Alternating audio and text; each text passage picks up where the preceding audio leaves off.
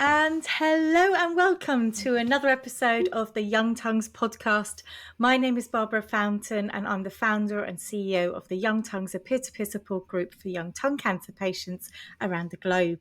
And I'm bringing you a really special episode today as we are joined by our first expert on the podcast. Please allow me to introduce you to Melina Windon, MD, who joins us from the University of Kentucky. Melina is a head and neck and a microvascular reconstructive surgeon.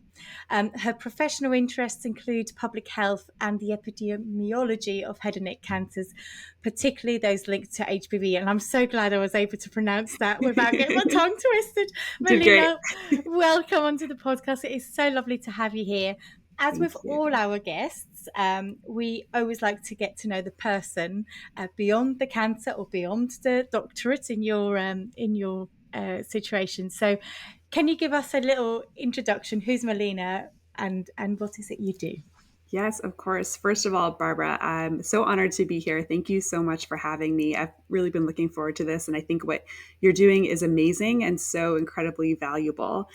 So for me, I live in practice at the in Lexington, Kentucky, at the University of Kentucky, or the other UK, a bit different than your UK. It's the land of bourbon and horses. I didn't grow up here. I grew up on the East Coast in Connecticut, and I still have family there. So outside of the hospital, I my time is filled with my husband Nate, who's an English professor, American literature professor, and my two children. I have a daughter Juniper, who's 4, and a son Damien, who's 6 months old. Oh wow, really busy. Sounds like a really busy life. So, I guess let's dive straight into it. And I really wanted to know what inspired you to go into this profession, and especially what piqued your interest about HPV. Yeah, so I knew I wanted to go into medicine from a young age. I liked the idea of being able to help people in that capacity, and sort of I liked science and biology. My dad is a microbiologist, and so I think that sort of came from there. And so going during medical school, the big question is, do you want to go into a field that's procedural or surgical, and a field that's not procedural or surgical? And for me, I loved anatomy. I really loved being in the operating room. The time went by very quickly, and I found myself very interested in surgery. So I ended up going into otolaryngology, or ENT surgery. And within ENT, you can do all sorts of subspecialty training, or you can just do a general ENT practice. And so I found myself very interested in taking care of patients with a diagnosis of cancer. And some sage advice I got early on was you should choose your field based on the patients that you enjoy spending time with and taking care of.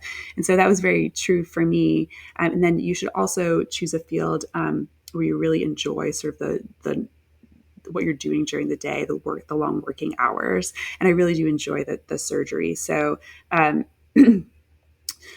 the anatomy in the head and neck region is very complex, intricate. It requires a lot of fine dissection, and so I chose to go into the field for that reason. And then I also chose to do the microvascular reconstructive part of it, which is the rebuilding the defects that are made because of the cancer.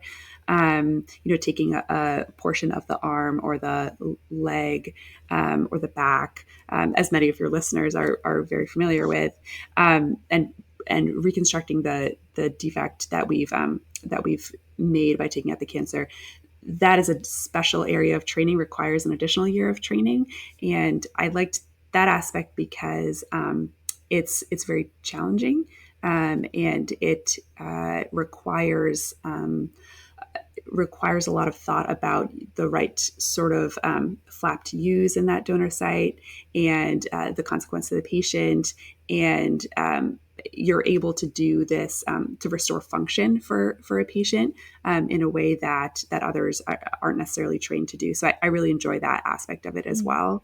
Because I think, rebuilding a tongue is obviously a tongue does so much, and you have to think about a lot of the different parts, the floor of mouth. And so I think that there are a lot of ways that we can improve that, of course, but there are also ways that I can think about that as a challenge. That's interesting. Um, as far as HPV, when I was a resident at Johns Hopkins, I trained with a surgeon there who had done some of the uh, early work in showing that HPV is a cause of head and neck cancer. And as I know you know, Barbara, HPV only causes a small fraction of oral tongue cancers, and it's usually HPV and something else probably that's causing those cancers.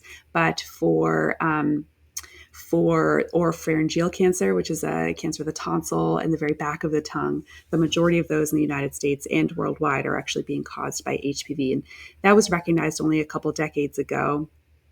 And the patients that get that type of cancer tend to respond differently to treatment. They actually respond much better to treatment. And so, because of that, it's a new risk factor for cancer. The field is sort of rapidly changing in response to that. So, it was a field of where a lot was changing, a lot of good research was needed, and so I decided to focus on that for my research during residency, and then now as a faculty member as well. Absolutely. Now, one of the things I'm really interested in is when we were talking about the surgery, and obviously we have, so tongue cancer patients usually have a type of gastrectomy, and we're talking about all the different sites. Now, we know as patients, we meet some of our multidisciplinary teams. We know there's an entire team of different people within an operating room. Now, which part do you work on? Do you end up working on the hand as well as the face, or are there different specialities in the rooms of surgeons dealing with different aspects? And yeah, how is that in your setting where you work? So I'm trained to do both. And I work with other head and neck surgeons who are either only trained to do the resecting part of the surgery, so the gastrectomy, the neck dissection, taking out the cancer. And so if a patient requires a reconstructive portion as well, here at the University of Kentucky and at several other institutions, we tend to do a two-team approach, meaning that one surgeon takes the cancer out and does the neck dissection, the gastrectomy, and then another surgeon will come in and do the reconstructive portion of that. So taking it's essentially a transplant from the arm or from the leg or from the back, and then doing the what's called microvascular reconstruction. And what that means is it's sewing together vessels under a microscope is really the crux of it. That's the sort of specialty skill that it takes in order to do that transplant.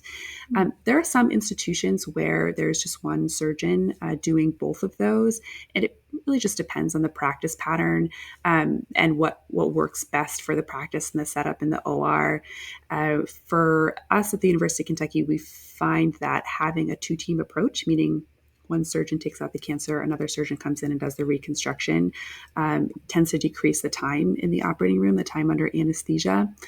It's also a little bit of a different hat to wear when you're figuring out where to make a cut to remove a cancer, and then figuring out where to make a cut on the arm or the leg in order to most adequately reconstruct that area. There are also, as you mentioned, lots of others in the operating room that are helping. Here we have resident physicians who are doctors, and they have several years of training after they completed medical school that are in helping with the surgery.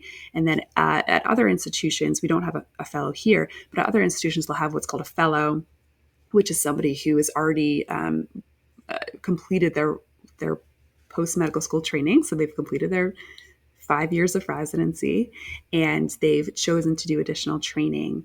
And so that training is 1 to 2 years, and that person is called a fellow and maybe in the operating room, and they're able to help at a bit of a higher level. And so they can help the case move along more quickly and decrease the number of hours under anesthesia.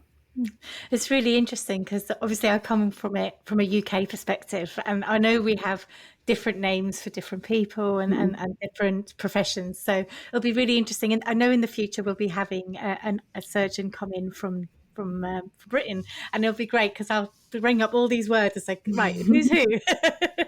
Let's have compare and contrast. So that's great. Thank you so much. So as a community we're particularly interested in young people in the ages between 18 and 64, or, you know, that is quite a big age group to call young, but still with this type of cancer, we regard anyone below 64 as young. So for us, it'd be interesting to know from your experience that you've had, what are the trends that you're seeing on the front line in terms of people presenting with tongue cancer at a younger age and the stages that they end up with you, or that they actually end up getting diagnosed? Yeah, so we are definitely seeing younger men and women come in with oral tongue cancer that don't have the traditional risk factors of heavy tobacco use and alcohol use, and so it is very impactful when that happens. When somebody comes in and they're sort of obviously floored that they have a diagnosis of cancer. Anecdotally, it seems like patients who present that way, seems like their cancers tend to grow a little bit more quickly. However, the data on that has been quite mixed, and I suspect that part of why other surgeons and myself have that impression is that when a young person walks in your office with a mass on their tongue, and we've got a surgery date planned, and we have to share with them that they have this diagnosis of cancer, and their life changes completely, any tiny growth of the cancer is just completely unacceptable to us between that and the day of surgery. And it's very impactful, and it's something that we remember. And it may be that that we're sort of emphasizing those cases in our recent memory more than other cases. Shifting to some and the reason for that is that if the cancer has progressed or involves certain vital structures, it means that, of course, the surgery to take out that cancer is going to need to be larger, and any larger surgery there very critically impacts speech and swallow in a real way. And so, that can be very it's a very serious consideration, and it can be very impactful. So, shifting to some national, very impactful. So, shifting too much in the weeds, but I work with a fantastic epidemiologist, so a scientist who looks at her name is Dr. Crystal Coos at the University of Kentucky, and she actually published the most recent data looking at trends for oral tongue cancer. So she reported on a group of 58,000 cases from 2001 to 2019. So pretty recent, from an epidemiologic standpoint, pretty recent data, even though 2019 was several years ago. So what she showed was for oral tongue cancer, there are slightly more men than women that have it, and the majority of those patients are white. However, the incidence is rising about 3% per year, and particularly in women, most notably in women.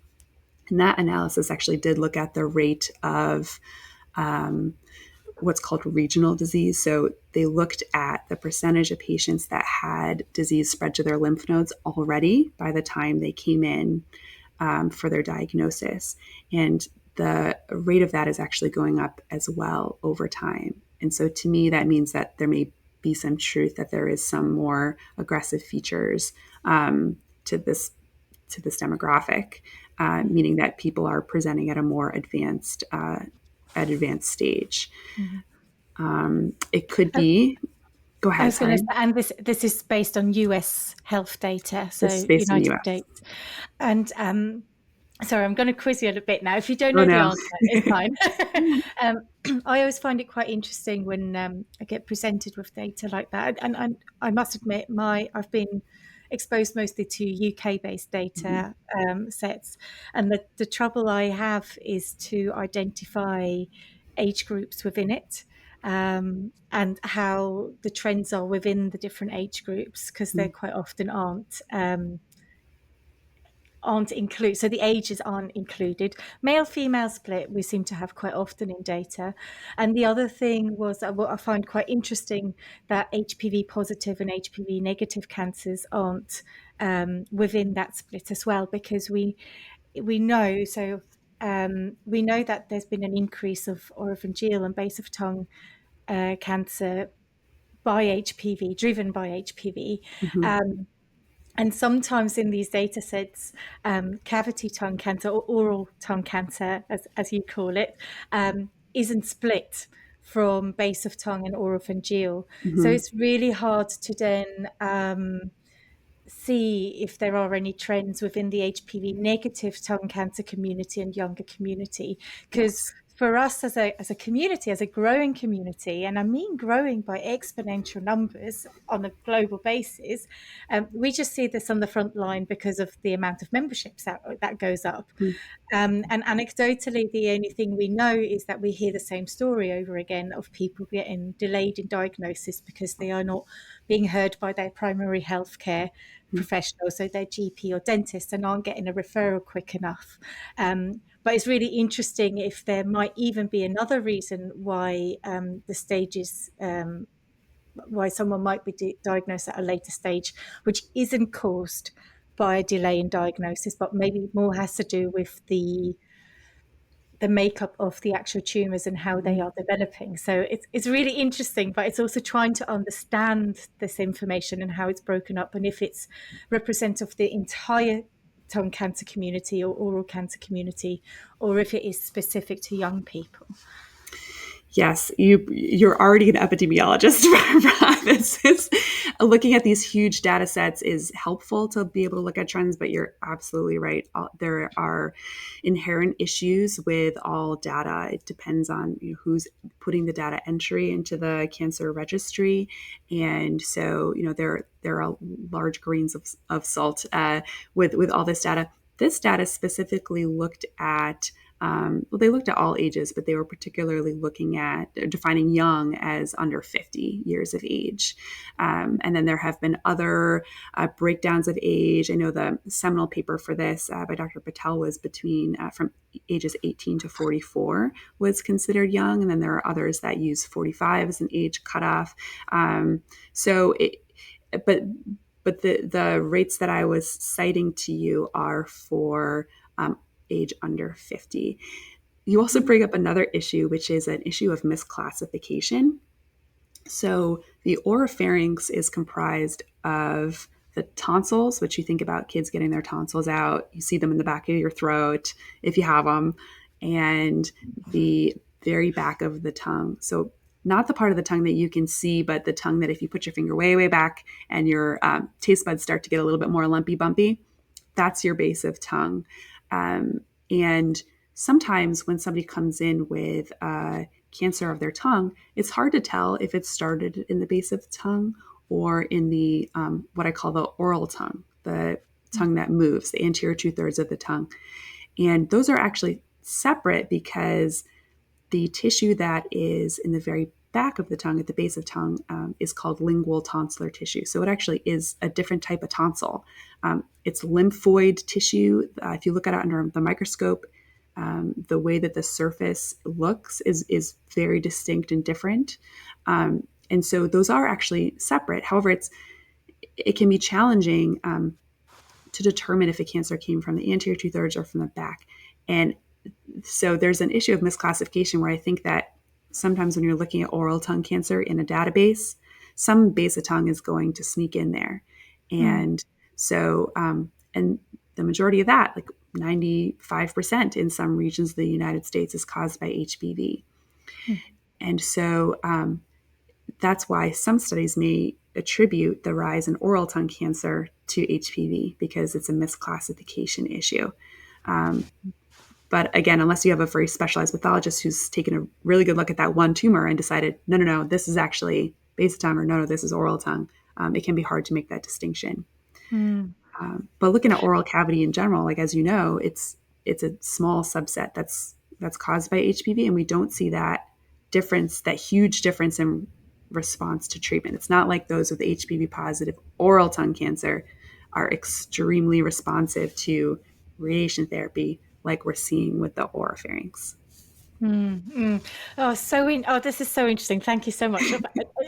You know, it is crazy because it's I personally have lived with this now for 5 years, and every day I learn something more, and it's so great. And I think it's really helpful to have a greater understanding, not at diagnosis, but later in life when you're trying to explore and understand more. So that's fantastic. Thank you so much. And also, as laymen's, we look from the outside in and we go like, yeah, but data should be so easy. And I think you've just given us a tiny little glimpse into actually how complicated it is and how difficult it is. And we're talking about one country. Now we've got UK, US. We've already heard the differences in languages, but then if we pull that across the globe, it gets a lot more complicated. So I do think it is worth maybe in the future somewhere some leadership has to have this conversation about what are the clear definitions of young and older, and Mm, we picked the 64 out of the hat because we took that as retirement age, and we felt we wanted to be inclusive because we know someone can be in their early 60s and still feel like a 20-year-old, but on the other hand we had to have a cut off somewhere. mm, But then actually if we would align ourselves more with the medical definition, then it's which one do you pick. So yeah, it's really interesting. Speaking about the community, um, I've actually got some listener questions, so I'm really excited and I would like to share them with you. yeah. The first one is from Jen Mackay from Australia. And she's asked, how many years of training stroke study did you have to do to become a head and neck cancer reconstructive or head and neck reconstructive surgeon? So it's quite a few, but these were very productive and full years of my life. And at the very beginning of this journey, I remember telling my dad, he's like, "Are you sure you want to go down this path?" And I said, as long as I count these years as full and productive years of my life that I'm enjoying, then yes. And I have absolutely no regrets now being on the other side of it. But to become a head and neck microsurgeon, I first completed 4 years of undergraduate or college, and then I took, or uni, and then I took a gap year to do research, which was optional. I just wanted to take that year essentially to live in New York City with my friends, I think. And then I completed 4 years of medical school, and then I did a residency. And so after medical school, I had an MD, I was a doctor, and then I matched into a residency. And that for ENT or for otolaryngology, which are the same thing. We have a PR program in ENT.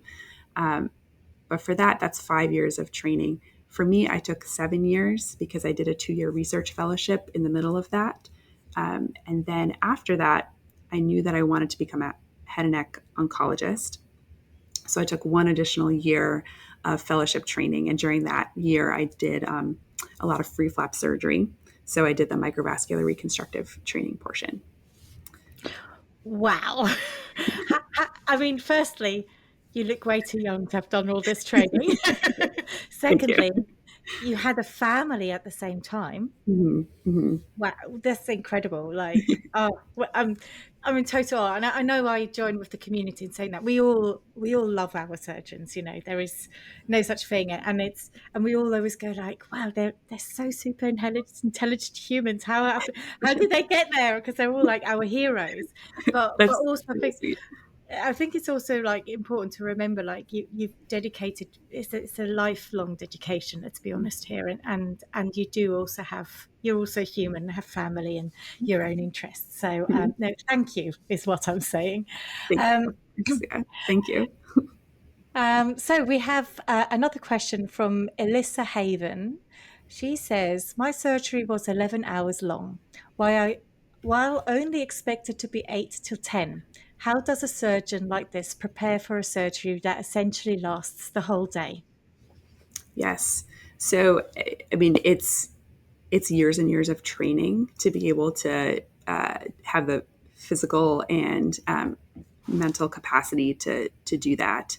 I work with many surgeons who are in their 60s doing this, and it's pretty incredible. But I do think it is just training like anything else, like any other skill. And it's not every day that we're doing those 11-hour surgeries. Everyone prepares differently. For me, I have a wonderful husband And I ask him the night before to make me a smoothie. And that smoothie has protein and calories, and I keep it in my locker and I drink it in the morning and then on breaks. Um, I do tend to take small breaks during the day uh, to make sure that I stay hydrated and make sure that my blood sugar doesn't drop. And in particular, I take those breaks during right before a particularly challenging part of the operation. Or if I find myself getting fatigued or frustrated, I'll take a micro break. I'll say, team, I'm going to be back in 5 minutes. I'll ask the resident doctor to do something that I feel safe and comfortable with them doing without my direct supervision. And it's usually, sewing in a drain or something like that. And then I'll go and drink an apple juice and come back. And it's usually before doing the sew under the microscope, the sew of the vessels under the microscope, if I'm doing a free tissue transplant surgery. And that way I can have the best concentration. My blood sugar is not low. The two-team approach does help as well, meaning one surgeon is taking out the cancer, then another one is coming in and reconstructing. And I'll do both portions of those for certain cases if I feel like the first portion is going to be very short, or if one of my other partners is doing the free flap reconstruction, then I'll do the resection, which is the first part of the surgery. So that helps as well. The whole field of surgery is a little bit antiquated and conservative. And so taking breaks, the whole philosophy of taking micro breaks for your eyes, for your shoulders, for your wrists is newer. And we've been sort of slow adopters of this, but there are people looking at ergonomics in surgery and the benefit to looking away from the field and focusing on something far away to kind of refocus your eyes and your vision. It's incredibly helpful. And I think I could be better, as we all could, at incorporating those into our day. But I think that as the field continues to progress, then we'll probably see more of a focus on ergonomics and micro breaks and how to kind of use that time. That's incredible. Oh, thank you so much for giving us an insight into your world. That is so great. I'll move on to a question from Candy Hully. And she asks, how do they decide what donor site to use for reconstruction? My tongue flap came from my calf, and I don't know anyone else who's had it from their calf. Everyone else has a wrist flap. The calf didn't require a skin graft, so it seems less invasive. It's a very good question, and it is a common topic of conversation at all of our national meetings and on an almost daily basis during practice is which free flap to use. There are several considerations. The most important one is which aspects of the oral cavity have been resected, because we want the free flap to reconstruct each of those areas separately. So, for example, did the jaw have to be resected? Did the palate or maxilla have to be resected? And with a glossectomy, was it just the part of the tongue that moves, or was it the floor of mouth, which is the sort of thin portion? If you were to put your finger in your mouth under your tongue, that's sort of your floor of mouth. And if bone was taken, then we need to put bone back in. And the most common and reliable flap, some surgeons feel the most reliable flap to use for that is a fibula. My personal preference for bony reconstruction is to use the scapula. And I like that because, first of all, I have the most training in that, but also it doesn't require putting a leg in a cast for a long time. Patients are able to get up and walk around after surgery. I feel like the patients who've had a scapula do better functionally afterwards. Now that's in my hands. So everyone has different training and different biases, and there are a lot of surgeons who would prefer to use a scapula for their patients. The other part of it is, what does that tissue look like? So I carefully examine the wrists of patients who come in when I'm thinking about using a radial forearm free flap, which is kind of the most common flap that we use to reconstruct a defect of the tongue that's half or less of the tongue. We do a certain test called an Allen's test, which means we compress the arteries in the hand and then we release one of those. We release the ulnar artery, which is the one we're leaving in the hand, and we make sure that the hand pinks up and perfuses pretty quickly after we release that artery. That tells me that I can safely take the radial artery without causing any compromise to the blood supply of the hand, which is really important. There, Mm. there are some patients that don't pass that test, and so other options for them are to take an ulnar flap, which is on the other side of the wrist. It's more toward the pinky side of the wrist. And I like that flap because when, especially for a young patient, when their hands are toward their side, it's actually hidden, so you can't see their donor site. It's a Hmm. bit more hidden. Uh, Back to the training, not everybody is trained to do an ulnar flap or feels very comfortable doing that. And so it depends on what your fellowship covered, what your residency training covered. The pedicle, and by pedicle, I mean the length of the blood vessel that we're taking with the skin, is shorter in that flap. And so I can really only use it if I know that there's a good blood vessel close enough to the defect in the mouth that I will be able to reach confidently. So, And let's go ahead. I assume you have that information via scans or MRIs or how do you know before you go in what's there, so to speak? So scans are very helpful. Contrasted CT scans are very helpful. That being said, I like to have one vessel that I plan to sew to and then a backup vessel because there's a 5% risk that the flap doesn't work. And that's sort of across all comers that we have to go back and revise. So I'd love to have a backup option sort of in the neighborhood. Scans are helpful. And then if the scan shows me that the tumor is so close to this branch of the artery that I feel like it's not going to be there by the time I'm going to go up and sew, then I'm not going to choose a pedicle that won't work, Yeah. essentially, a pedicle length, an artery length that won't work. There's also a pinch test, so I want to make sure that the tissue on the wrist is thick enough to be able to adequately reconstruct the defect in the mouth to make sure that the patient has the best rehabilitation of their speech and swallow function. They kind of need volume in the mouth. And if that's not thick enough, then we can go to the calf or the outside of the arm or the back, and I'm sort of feeling that tissue to make sure that it's the appropriate thickness and not too thick so that the patient is chewing on their flap. Yeah. Oh, that's really interesting. Thank you so much. Yes, Candy, I hope that's given you an answer to your question. We'll go on to the next one, which is from May Hughes. How many lymph nodes are there in the neck area, and how do they decide how many to remove? Just the size of the tumor? Question mark. Yeah, that's a great question. So, as a field of head and neck surgical oncologists, we sort of have a threshold of if we think there's a 20% risk that the lymph nodes in this certain neighborhood have cancer in them, then we'll remove those lymph nodes. There are hundreds of lymph nodes in the neck, and patients who get a lymph node dissection will have a little bit of a contour loss of their neck. The skin will sort of sock down a little bit of fatty loss, but it shouldn't change your ability to fight disease, that sort of thing. That's a question I get a lot.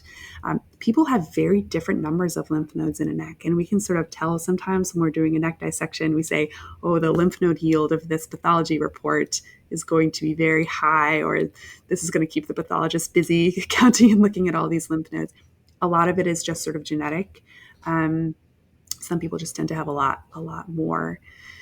In terms of which levels to remove, and what I mean by that is between each of the muscle planes and fascial planes, tissue planes of the neck, each of those levels has a name to it.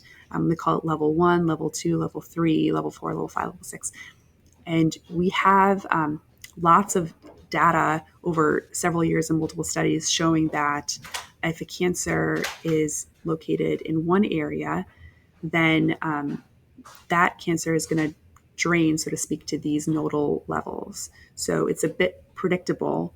We say a tongue cancer on the lateral tongue should drain to this level, this level, this level, and then we can go and just take out those specific levels, thinking, okay, there's a reasonable chance that those may contain cancer. And there's no reason to take out like level 5 back here because we know from our studies and looking at the pathology from hundreds and thousands of specimens over several decades that that the rate of spread to this back here is 1%. And so it's a pretty pro forma kind of predetermined in terms of what levels we take out. That being said, if there's a scan that shows that there's a lymph node in the neck, then of course we're going to take out that lymph node. I also like to make sure that I take out the levels right next to that lymph node that looks suspicious for cancer, just to make sure that I've cleared the bed. And I assume you really only know, because you're taking the lymph nodes out, not knowing if there's cancer in them or not, unless they have shown up on a scan, Mhm. because there is no visual check. Lymph nodes that have cancer in it and don't have cancer in it, they don't look any different from each other. So there are, they can, usually a scan will show if a lymph node is rounded in appearance and enlarged, if it loses something called its fatty hilum, which is a normal structure, or if if it has a middle region that looks more liquidy. That means that there's necrosis, or the tissue in the very deep bed of the lymph node has died. So those are all suspicious for cancer. Of course, we don't know that for sure until we take them out and give them to the pathologist. But then there are other lymph nodes that look totally normal, and we don't know until the pathologist has sliced and diced them, until we know if there's actually cancer in them. There's also lymph nodes that can look pretty big. We call them inflammatory, and they don't have cancer in them. So we're pretty bad at a huge node that is misbehaving and feels very firm. That's kind of obvious, but outside of that situation, we're pretty bad at predicting by sight if a lymph node has cancer. Yeah, that's interesting. And we've got Chloe Gower Page. She sent us a question. She sent us two questions. So actually, the first one is, what does the latest data show on why we are seeing an increase in cancer in our demographic? What work is being done from a genetic biomarker perspective? That's a big question. I don't know if you have an answer for that. And I really wish that I had a very clear answer for this. I think one of the most important things that you have done is by building a community of folks who have this diagnosis. And I think there's a lot of potential for you all to help us figure out what's going on. Nobody knows the answer. There have been some genetic testing that tries to look for a reason why some people develop this cancer, and it's not clear. It's not like there's one genetic mutation that is unifying.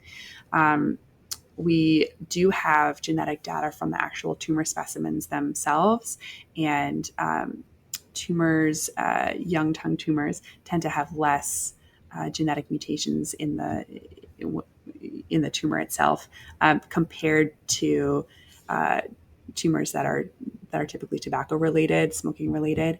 That's not surprising. We know that smoking causes those genetic changes in the tumors themselves. Aside from that, there are many people who really feel like this is an environmental exposure, and we just don't know what that is yet. There's some interesting data on metal allergy and dental hardware, dental work. There are some people that are looking at the microbiome to see the oral microbiome to see if that is protective or not. Because it's in women, everybody wants to blame estrogen, of course. That hasn't, as far as I know, has not panned out perfectly. So I think that we essentially just need more studies and more data to kind of understand what environmental exposure is going on. Yeah, absolutely. And then Chloe's second question, which is the last question from our listeners, is how do flaps last over decades? Will they change? Will we have problems in future? And this is a question we get a lot in the community, because Mm-hmm. we get sent home, and I mean, I remember asking my surgeons, like, aftercare, do I need to brush it? What do I need to do anything? And he's like, nah, just live your life. I was like, okay, is this going to last? Is that, I don't know. So, what's your assessment of that situation? So yeah, it's a great question. They do tend to last, which is great. Typically what we're doing is putting skin in the mouth, and skin isn't necessarily meant to be in the mouth, and so it undergoes changes and tends to look more and more like the other lining of the oral cavity, the nice pink lining. The biggest change that happens is the change in size of the flap over time. And that really happens in the first year, although it can happen a little bit after the first year as well, which I'm sure you experienced. Um, there are a few components to a flap. There's the skin itself, and then there's the fat that's deeper to the skin. And then sometimes there's muscle that goes along with a flap as well. The muscle almost completely disappears. The fat, we lose about 30% of it, maybe more. And the skin undergoes changes on its surface to make it look more like the oral cavity. There's something called sloughing that happens, which is cells all kind of build up and then scrape off. And then the skin contracts a little bit. So a lot of times when I'm doing a flap, I want to, and I warn the patient as well, when I put in a flap, it's going to feel too big, it's going to look too big, but that's good because over time it's going to shrink. And what I'm aiming to do is rebuild the flap to be an appropriate size a year from now. The other thing that can really change the size of the flap is radiation therapy. So it can decrease which a lot of our patients get, it can decrease the size of the flap as well and decrease it at a bit of a faster rate. The blood supply to the flap, which again has been those vessels that we saw together under the microscope. There's sometimes a question: when can I cut the pedicle? When can the flap lose its vascular supply? When are we outside this window where we're really concerned about the flap going down and failing? That is, we watch very carefully for the first 5 days, and then after that point, you can have a very late, delayed flap failure a month later. That's very rare. After that, the flap kind of gets its own blood supply. It no longer really relies on that pedicle unless the patient has had a lot of different surgeries, has had a round of radiation, unless there's kind of something else going on, wound healing issues. Then it should be pretty safe. We're kind of outside the window where we're concerned about losing the flap, usually within 5 days.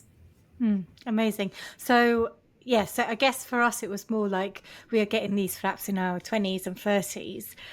Are they still going to work in our 60s and 70s? That's the hope, isn't it? And I remember someone actually asked if there were any studies that followed the journey of a flap, how it changes over 40 years. I said, well, I guess we can start taking the pictures and No, collecting them.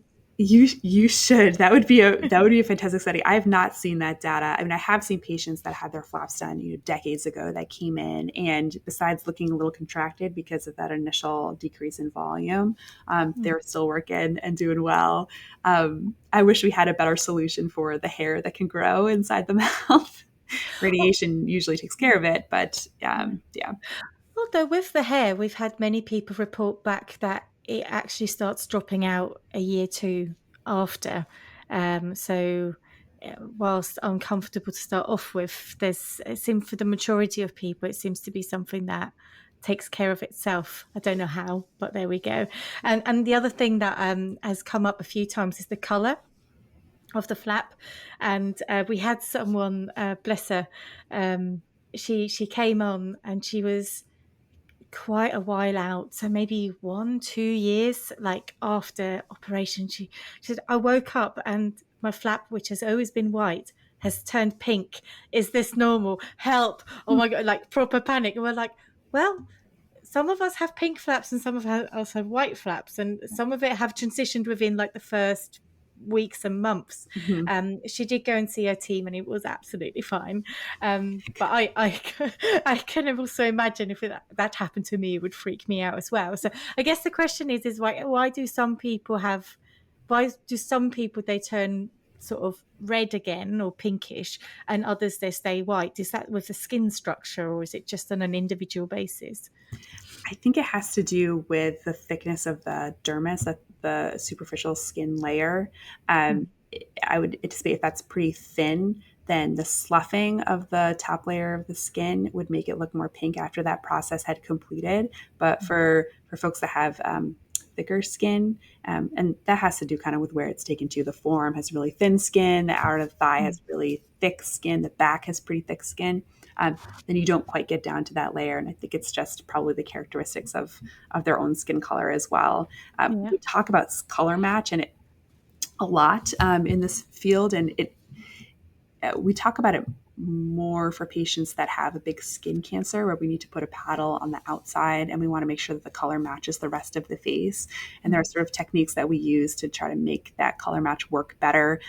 We use the outside of the arm or the periscapular paddle in the back to do that. Or what you can do is take the outer layer of skin off before putting it up in the face and then doing another skin graft over it. That's something that's been shown to kind of help color match. But as far as inside the mouth, it's interesting. You probably have more data on the way that looks in the long term than anyone. Yeah, true. I mean, it's really interesting from my own experiences. Mine is white. I've got a wrist skin flap, but mine is white. Always has been, and it's quite prominent white, and it doesn't bother me. I think it's quite pretty and it fits well, and that's all good. But what has happened, and it's just socially awkward, and funnily enough, a fellow young tongue just told me over the phone the same thing happened to her for the first time, and I was like, it's okay, it's happened to me as well. Is when you're in a meeting and it's quite often someone of a certain generation, will accuse you of having chewing gum in your mouth, Oh, and it's quite often someone who doesn't know the health history, but they will hear the slurring combined with seeing something white moving in your mouth, interesting. and it's very awkward because on one hand you want to go, oh, for goodness sake, don't, but on the other hand you don't want to go, well, I've had cancer, and make them feel really awful about themselves as well. So it's a very delicate, like in a social environment, or especially in a formal work environment, quite a delicate conversation to have with someone. And it's, and let's be honest, they shouldn't really be pointing that out in front of the whole rest of the meeting, instead of just telling you quietly on the side. So maybe they've called it out for themselves. So there we go. Oh my But yeah, goodness.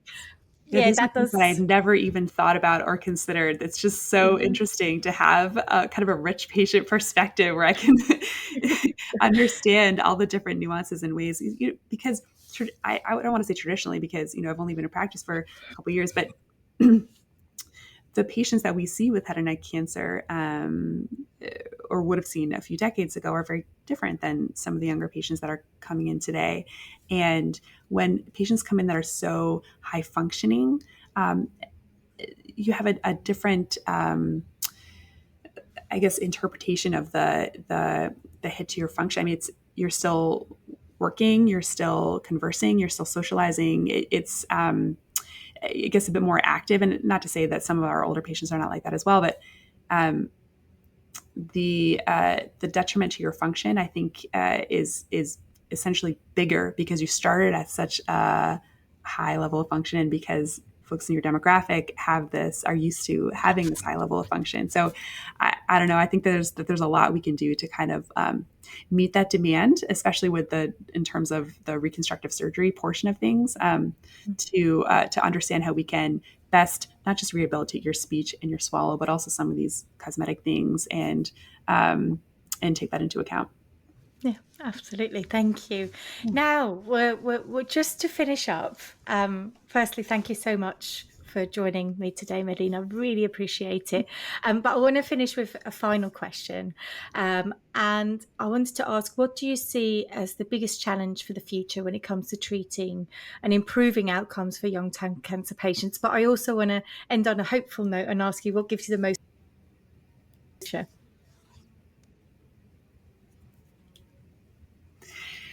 Barbara, I'm so sorry you cut out just as you were telling me the hopeful note. So, what was that one again? Oh, I'm so sorry. Internet. I'm just saying, can you hear me all right? Yeah. Yeah, fabulous. So the hopeful part would be, what gives you the most hope in terms of progress and things that are happening in that field? So, yeah, these are there. Yeah, there is so much happening in the field, which is all very exciting. It's evolving very quickly. I will say the biggest challenge that we have, and it's not anything fancy or like a new drug or anything like that, but it's really healthcare delivery, because we're still seeing delays in diagnosis, and we have a way to treat this cancer, but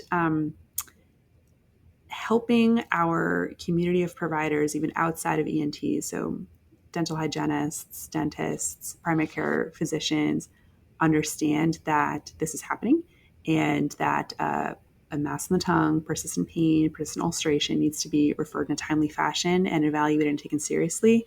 I think we've got a lot of legwork to do there, and it can help patients get in the door to somebody that has my scope practice more quickly. And even after patients meet head and neck surgeons, I still think we have work to do to get all of their care expedited. Imaging studies, the staging studies, PET CT scans, operating room schedules. I think that we can just do better with our care delivery overall everywhere. I mean, everywhere you see these challenges. So I think that implementing some public health education and then patient care navigation. So as soon as you've got a diagnosis of cancer, do you have somebody that you can call to help you if you were having trouble getting into a system, getting an appointment? I think that those will be immensely helpful. And so it's not changing the way we treat this cancer. It's just care delivery. And then the other thing that is very exciting is in the clinical trial setting. So we do see reports of something, and I know that essentially every solid tumor system is looking at the use of immunotherapy to improve outcomes for patients.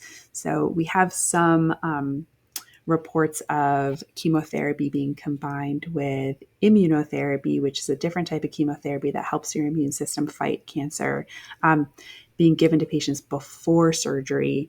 And the hope is that if a patient responds to those medications, then the surgery that we would eventually do for them can be smaller and can help maintain more of your native oral tongue to help preserve speech and swallow function a bit better. So I think the major challenge we have is figuring out who is going to respond to that treatment before surgery, who's going to do well. We don't have a perfect way of predicting that yet. People in the field are working very hard to get that data. And I think within the context of a clinical trial that has been vetted by multiple people, making sure that we are, offering standard of care and being very careful and conservative with adopting new therapies without missing a window of opportunity. And I think that we will eventually get to the point where hopefully this can be offered to a subset of patients who we have reasonable hope of predicting that they're going to respond well to it. So that gives me hope that we've got changing paradigms. We're actively investigating them with large clinical trials. We are trying to make this treatment better, and there's hope on the horizon in terms of those therapies. Oh, fantastic. Fantastic last words. Thank you so much, Melina, for joining us today. To all our listeners, thank you so much for joining us as well. I hope you enjoyed. Please go ahead, give us reviews, follow us on social media. Instagram, we're most active on at Young Tongues Global. Put your questions and your comments in the sections. And if you are a patient or an expert and would like to come and feature onto our podcast, please drop us a line on podcast@youngtonguesglobal.com. Thank you all so much. Thank you, Melina. Have a fantastic day, and we will see you all and hear you all later. Bye-bye. Bye-bye. Thank you so much. It's been my pleasure.